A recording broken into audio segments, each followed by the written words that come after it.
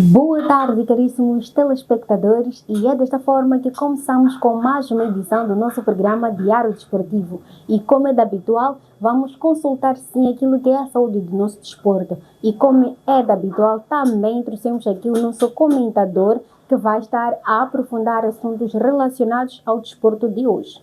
Boa tarde, Mohamed. Boa tarde, Ariela. Boa tarde lá em casa e boa tarde a todos.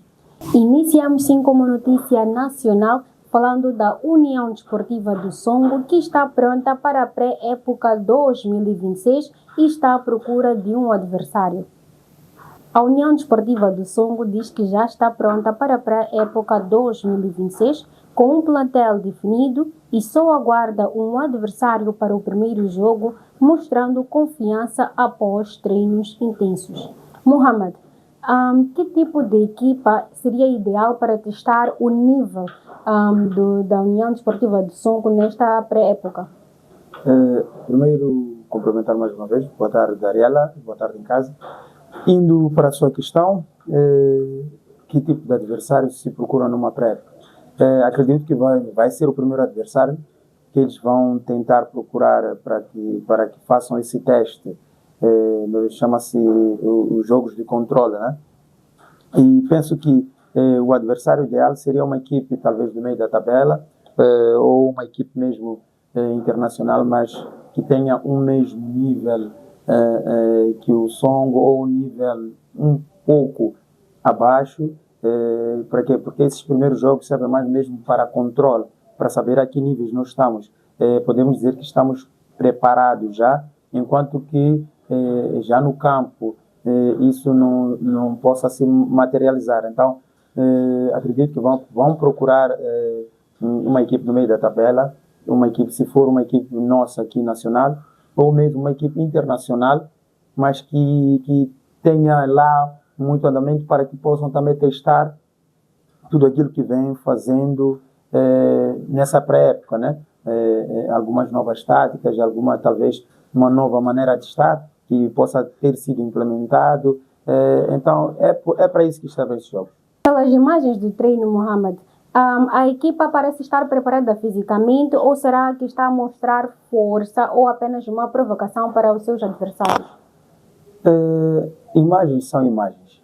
Imagens podem até mostrar uma coisa, mas já dentro do campo, já dentro da quadra, pode ser outra coisa. Então, as imagens podem sim estar a mostrar que estamos bem fisicamente, mostrar um ar de boa postura física, mas isso tudo é preciso ser provado e só é possível provar dentro do campo, né? Porque só assim saberemos quais são os níveis físicos que a equipe está.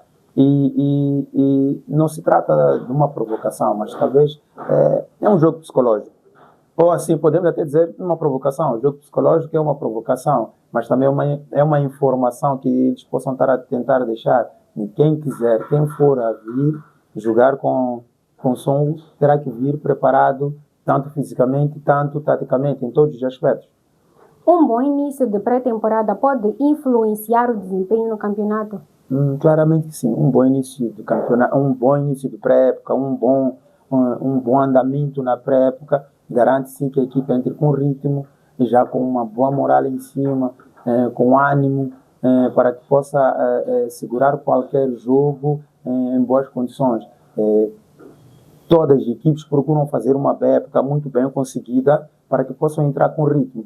Nunca vi, até agora não existe equipe que não vá a qualquer partida ou qualquer campeonato que seja, ou qualquer início de época, sem que tenha feito uma pré-época. Até nos nossos campeonatos aqui, como tem sido chamado, recreativo ou bate-barriga, todas as equipes fazem pré-época e então é preciso, sim, é necessário que se faça uma boa pré-época para que se possa garantir um bom desempenho durante o percurso do campeonato. É certo que as equipas estão a ter treinamento intensivo, mas que setores a equipa ainda precisa para poder melhorar? Bom, na minha opinião, eu acho que o Songo ainda precisa aprofundar mais na parte ofensiva, precisam ter mais profundidade no ataque. Então, no meu ver, eles tinham que procurar reforçar mesmo o ataque, né? Que procurassem um matador nato, um jogador apontado mesmo para frente, isso acredito que iria ajudar muito a equipe do Songo. E falando agora sobre o Atlético Clube de Moçambique, que está em encerramento. O clube anunciou oficialmente o fim de todas as suas atividades. A crise foi precipitada pelo falecimento do seu antigo presidente, o que fragilizou a estrutura administrativa sem condições financeiras e logísticas para continuar. A direção libertou todos os atletas para seguirem suas carreiras noutras instituições. Mohamed, como avalia o desaparecimento de um clube com este legado histórico no panorama do futebol nacional? Infelizmente, acaba sendo um golpe duro para o futebol nacional. Um clube com história não pode desaparecer apenas de uma competição ou das competições assim do dia para a noite.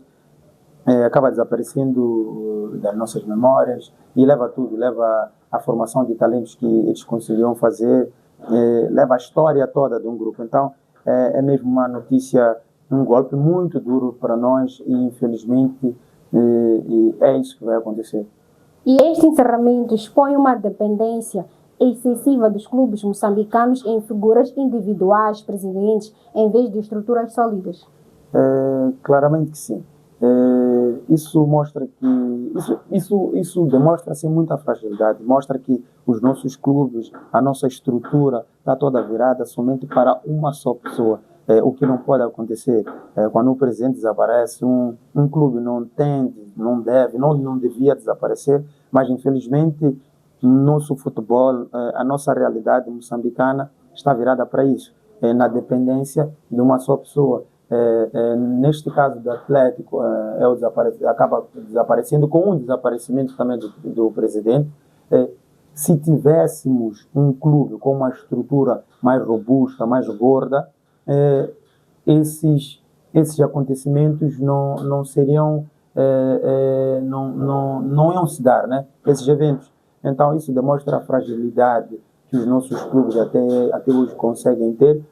Não só esse tipo de coisas, já diversas coisas também que acontecem, que outras acabaram por dar mesmo, por exemplo, o terminar do nosso campeonato no ano passado, sem que tivesse chegado mesmo no fim. Então, isso causa pela dependência que os nossos clubes acabam tendo por terceiros ou uma só pessoa. Falando agora da seleção de futsal sobre a lesão do Docas. Durante o jogo de qualificação para a CAN 2026 contra a Mauritânia, o jogador Docas sofreu uma lesão no joelho. Ele foi assistido em Marrocos e, embora continue sob cuidados médicos especializados e observação da Federação Moçambicana de Futebol, permanece integrado na concentração da equipa. Mohamed, que peso da ausência de Docas no panorama ofensivo da seleção para os próximos compromissos? Primeiro, desejar as minhas rápidas melhoras para o Docas. Docas é um jogador muito forte, muito guerreiro, muito concentrado e acredito mesmo que vai ser um jogador que vai dar muita falta mesmo. Mas dizer que a nossa seleção está preparada para poder suprir essa ausência. Tivemos um jogador que não pôde viajar, o Gusta, que acredito que o plano era para que pudesse fazer parte deste segundo jogo e agora acho que esse plano mesmo já não pode e não deve falhar.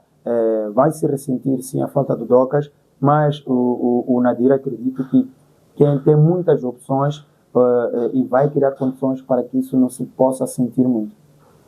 Perante a lesão no joelho, deve-se priorizar um descanso total do jogador ou do atleta ou tentar uma recuperação acelerada para o resto da eliminatória?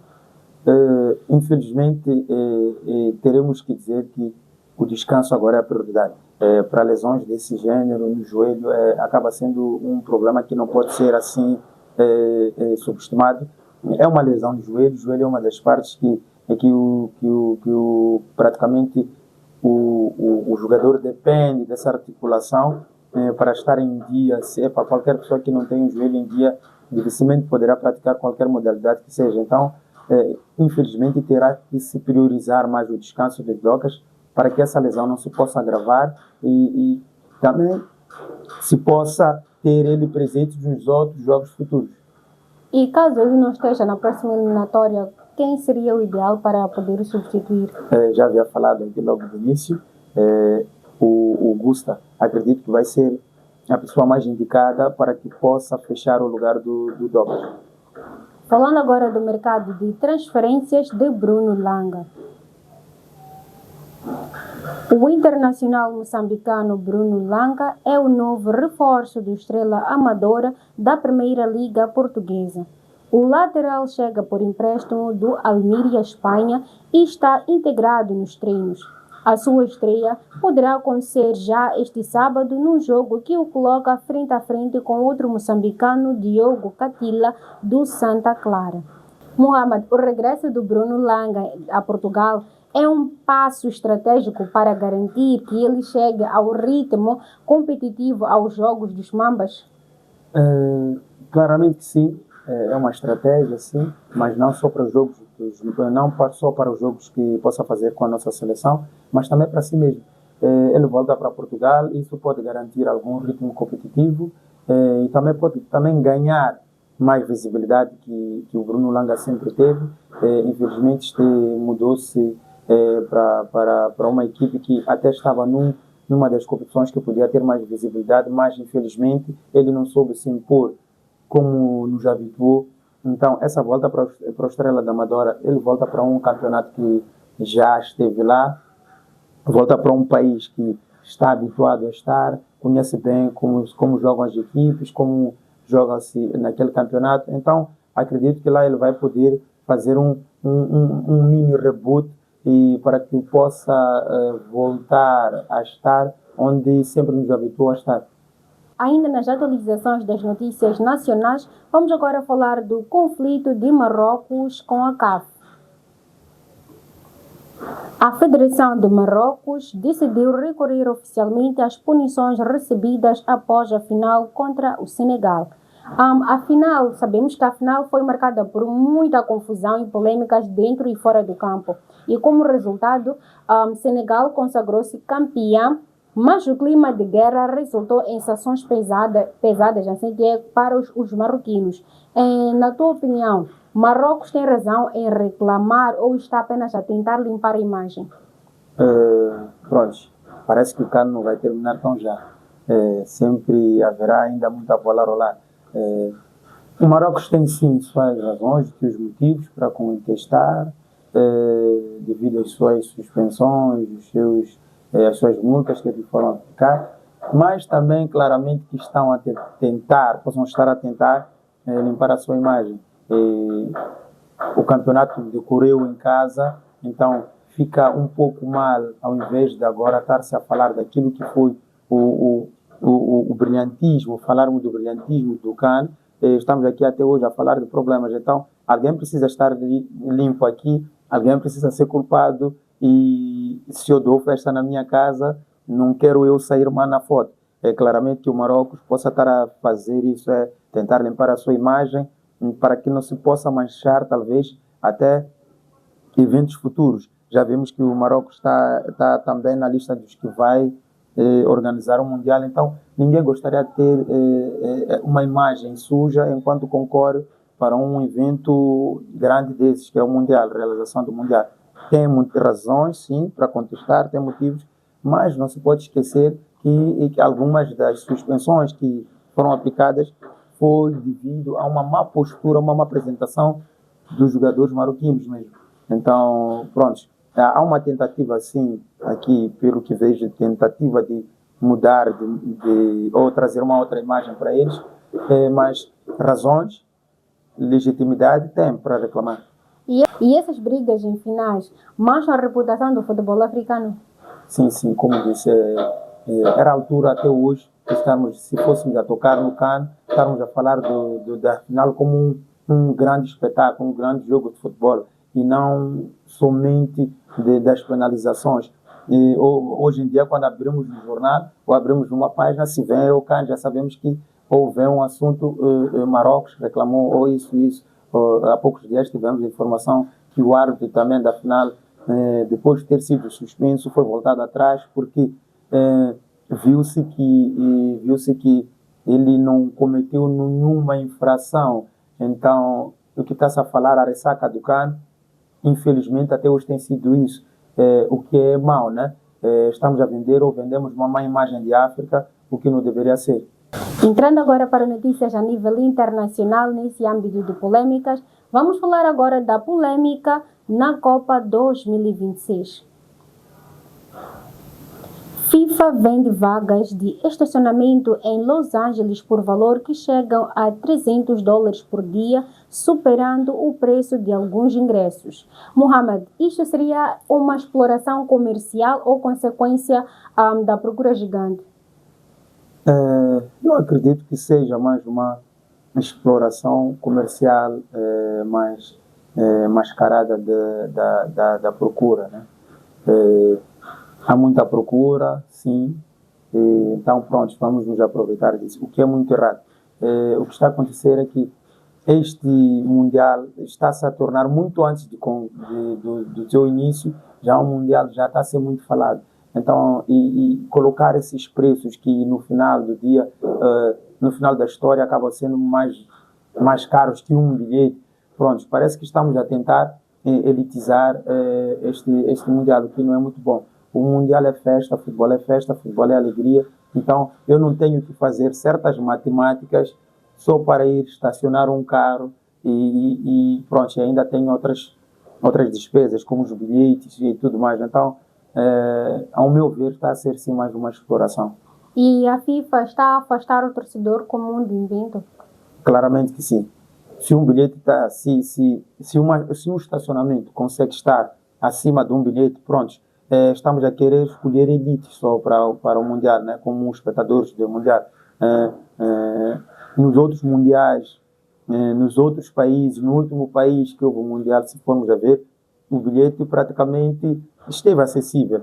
Teve algum bilhete, sim, que esteve caro, de jogos grandes, mas teve muito bilhete acessível e não é que não houve polêmica, a polêmica até houve por outras coisas. Estávamos num país árabe, né?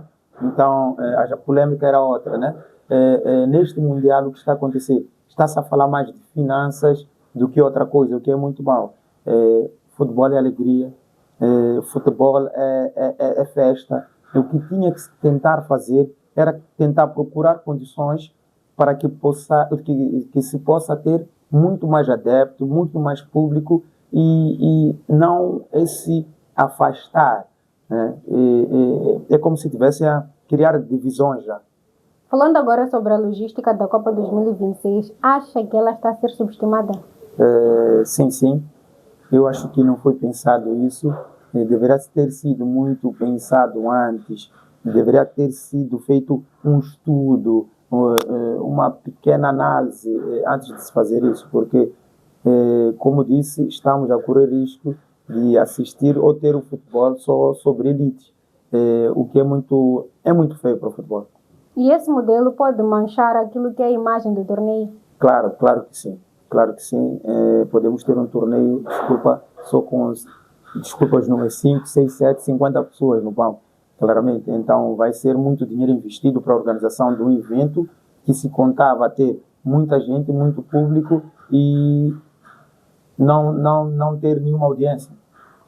Mohamed, estamos mesmo na reta final do nosso programa. Pode dar algumas considerações? Como sempre, agradecer pelo convite e mandar os habituais abraços para a turma do ICID, Ciências do Desporto, Faculdade do EM, e prometer cá voltar mais vezes. Certamente que sim. E obrigado, caríssimo telespectador, pela audiência dispensada, e nós voltamos amanhã com mais atualizações. Mais Desporto TV é a melhor opção para tu estar atualizado sobre desporto. Até lá.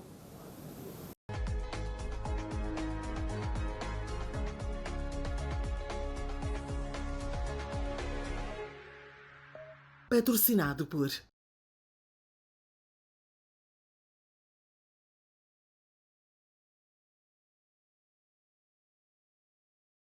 Apoio